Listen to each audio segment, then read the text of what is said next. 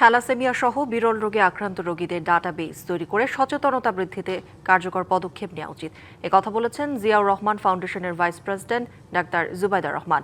তিনি আরও বলেন, নতুন রোগী শনাক্ত করে তাদের চিকিৎসায় সবাইকে এগিয়ে আসতে হবে।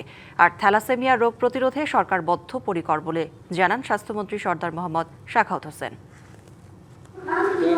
দেশের বিভিন্ন অঞ্চলের শতাধিক নিয়মিত রক্তদাতা, স্বেচ্ছাসেবী সংগঠনের প্রতিনিধি, চিকিৎসক, স্বাস্থ্যকর্মী, রোগী ও তাদের অভিভাবকদের অংশগ্রহণে থ্যালাসেমিয়া সমিতির আয়োজনে রক্তদাতা সম্মাননা 2026।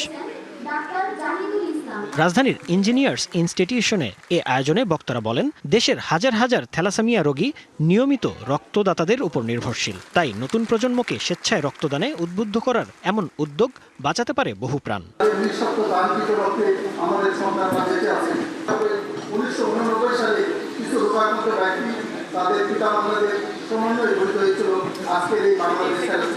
কিন্তু এই চাহিদার 30 থেকে 32% আসে স্বেচ্ছায় বিনা পারিশ্রমিকে। চাহিদার তুলনায় ঘাটতির এই বাস্তবতা আমাদের সামনে একটা বড় চ্যালেঞ্জ তুলে ধরে।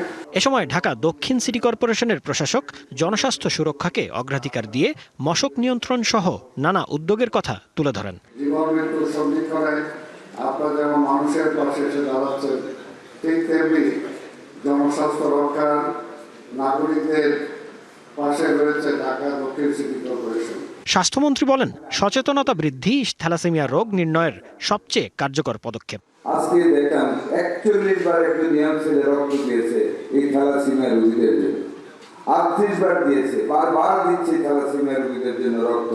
কাজে আমাদের দুঃখীদের পাশে এখন দাঁড়ানোর মতো মানুষ বাংলাদেশে সৃষ্টি হয়েছে এবং এই থ্যালাসেমিয়া তো আমাদের প্রিভেন্টিভ ইজ দ্য অনলি কিউর।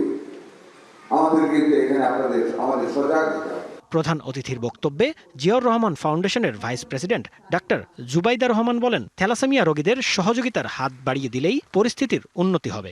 দেশ জুড়ে থ্যালাসেমিয়া ও অন্যান্য জন্মগত ও বিরল রোগে আক্রান্ত মানুষদের একটি ডেটাবেস প্রস্তুত করার পথে এগিয়ে যাওয়া এবং একটি রেজিস্ট্রার মেনটেন করা। থ্যালাসেমিয়ায় আক্রান্ত পরিবারের সহযোগিতা ও আশ্বাস দেওয়া জরুরি। অনুষ্ঠানে বিভিন্ন ক্যাটাগরিতে 170 জন রক্তদাতা, 41টি স্বেচ্ছাসেবী সংগঠন ও প্রতিষ্ঠানকে সম্মাননা স্মারক ও সনদপত্র তুলে দেওয়া হয়।